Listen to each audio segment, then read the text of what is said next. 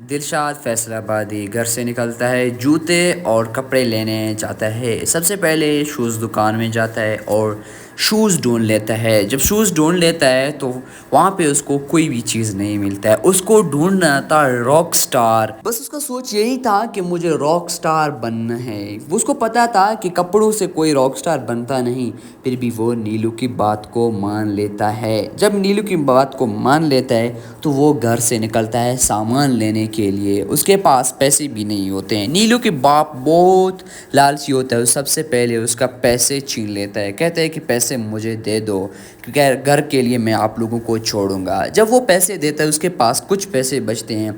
फिर भी इसको बनना था एक रॉक स्टार, फिर भी अपने मेहनत को नहीं छोड़ देता है। बाज़ार पे इधर उधर ढूंढ लेता है वही दुकान जो रॉक स्टार कपड़े मिलते हैं। जब आखिरकार उसे वही दुकान मिल जाता है, लेकिन मंडी था इस वजह से ऐसे कपड़े नहीं मिलते थे, फिर भी उसने उससे मुलाकात किया है। दिलशाद फैसलाबादी दुकानदार से पूछता है कि मुझे एक रॉक स्टार कपड़े चाहिए, लेकिन वो दुकानदार भी कहता है कि आप कुछ कर सकते हो या वैसे नाम के शायर हो।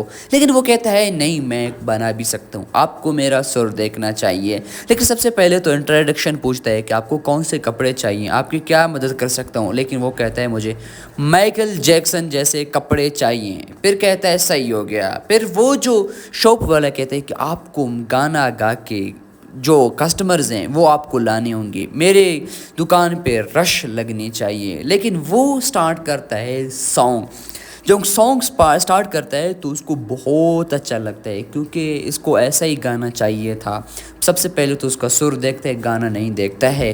तो फिर उसको डील लगा देता है कि आपको डील है कि आपको आना है मेरे शॉप में, हर रोज़ काम करना है, नौकरी चाहिए आपको। दिलशाद को नौकरी तो मिलता है, फिर कपड़े खरीद के घर वापस आ जाता है। एक स्टाइल से एंट्री मारता है घर से। सबसे पहले उसकी बहन उससे मिलके उस पर हंस लेता है। जब हंसती है बहुत, एक तरफ तो नीलो को भी आना था, उसको भी दिखाना था कि मैं कैसा हूँ। नीलो भी जब आता है तो उसको भी हंसी आती है कि कैसे कपड़े पहन कर आया है, क्योंकि वो तो स्टाइल कपड़ों का बहुत सही था। लेकिन जैसे इसने पहने हैं, इसका जो एटीट्यूड, जो पर्सनैलिटी है, इसको पर्सनैलिटी बनाना था। वापस अपनी जॉब पर जाता है, वहाँ पे सॉन्ग स्टार्ट करता है। लोगों को बहुत पसंद आता है। सबसे पहले तो 1 घंटे के बाद कोई कस्टमर्स नहीं आता है।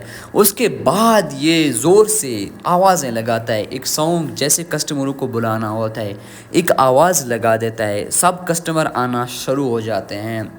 पता नहीं ऐसा क्या बोल देता है, मुझे इसका ये जो सराइकी में समझ नहीं आता, लेकिन ऐसा सॉन्ग लगा देता है कि वो कस्टमर मजबूर हो जाते हैं आने के लिए। पहले तो इसका स्टार बनने का मौका यहीं से मिल गया था, क्योंकि जितने भी लोग आते इसका सॉन्ग सुन के जाते, सॉन्ग की वजह से कपड़े भी लेके जाते हैं। फिर यहाँ से बस कर देता है। इसका जो तनख्वाह है, जो सैलरी है, वो मिलता है और वापस खुश होके अपने घर की तरफ वापस खुशी खुशी जाता है।